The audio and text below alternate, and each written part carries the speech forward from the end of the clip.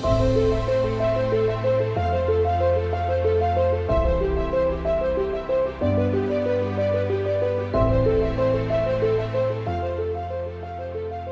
is the foundation in the beginning. A lot of people will say that everything starts with a thought. That might be so, and we get all sorts of random thoughts, but it's not the thoughts that move our life forward. Because I mean, you could get all sorts of thoughts. So you're sitting there and all of a sudden you get a thought about something happened a few years ago, or you remembered something else.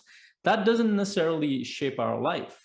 What shapes our life, and this is why there's a different quality to this kind of thought, because a vision is the closest thing to an actual experience that the human mind is able to conceive. I'll repeat that. A vision is the closest thing to an actual experience that the human mind or consciousness can conceive. And this is why when we're doing with athletes, as the research is coming out more and more, they're getting them to rehearse what's happening. Not just the endpoint that we used to do that, like, oh, picture you going through the finish line. Now the research coming out is, no, you need to picture it from the beginning all the way to the end. You're going through the struggle, you're about to give up, but then you move forward and you hit the ribbon and you go and like you're experiencing the whole thing in your mind. And the more they do that, the more the body feels like it's a real thing. It's happening. You've already done it. And that's the power of a vision, is that it's the closest thing to the actual experience you're going to create. Whether that experience is a life, which is the bigger theme, or a business or multiple businesses, or a relationship or collaboration, whatever that is. So what does it do? When we become clear about it, first of all, clarity equals movement. Without clarity, there is no action, because you're going to be thinking about multiple things, lots of conflicts of interest. But as soon as you develop clarity, and when you have a vision, you experience it, you feel it, you connect with it, then there's conviction. When there's conviction, there's confidence, there's certainty. And when that's there, then you do your best to communicate that vision. When you're communicating, you're getting supporters on board. And it's a whole process. And when you look at leadership, you find that amazing leaders are incredible at expressing their vision. And they bring in supporters who will add to the vision, but they get pulled into vision because it's so exciting, so powerful. And this is a very human thing. It doesn't matter where you come from. So I want to highlight these three components of clarifying your vision. It's going to be really important. And we're going to go into this in different ways, but I want to share this framework. There's self, there's others, and there's environment. Because when I talk about it in relation to that experience, it's the closest thing to an actual experience.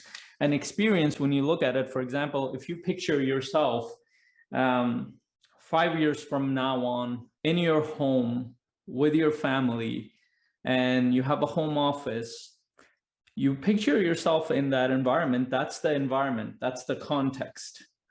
Now, you are also picturing yourself. You're also feeling what you feel like in that context. So how have you grown internally? What's your level of confidence, joy, connection? And you also notice your skill sets that you've developed to communicate with other people. And then you notice other people around you. This is why this is a very human-centric thing, that everything you're going to do in your vision will involve other people. And I want to take this to even to an extreme for those who were, because I've mentioned this often, I love studying hermits. When you think of people who went off into the forest and they didn't want to be separate from civilization, in all cases, the ones that we know about, they either came back and created disciples, or they wrote a book that was focused on others, or they shared it in some other way. So it's those three components of the vision will have to be there. So now, where does vision start? And this is a part that's really, really important. A vision starts with your life in general. It doesn't start with a business. And this is a mistake a lot of people make in business, is that they go in business with somebody, but they're not clear on the other person's vision for their life. They don't know what kind of life they're building, and how does the business fit into the life. So when you're collaborating, when I'm collaborating with somebody, I want to know what kind of life they're building. It sounds personal, but it's not personal because I'm collaborating with them. I'm building a relationship with them. I need to be clear as to what kind of life this person is building and how can we work with that person's life. It used to be that wasn't the case. People used to come together like, hey, let's do this deal like bandits and take whatever we can and move on. That doesn't work. Part of the reason is that the world has become much more complex. There's too much information, too many things to focus on. If you're jumping from one person to the next person, there is no long-term value in there. I'm having multiple conversations every week with the people that I'm going to potentially collaborate with. If I don't see the long-term value of that in a couple of meetings, then that's not worth my time. And that's the path of entrepreneurship or building and creating, is that more than likely you're not going to see the ROI for it for a little while.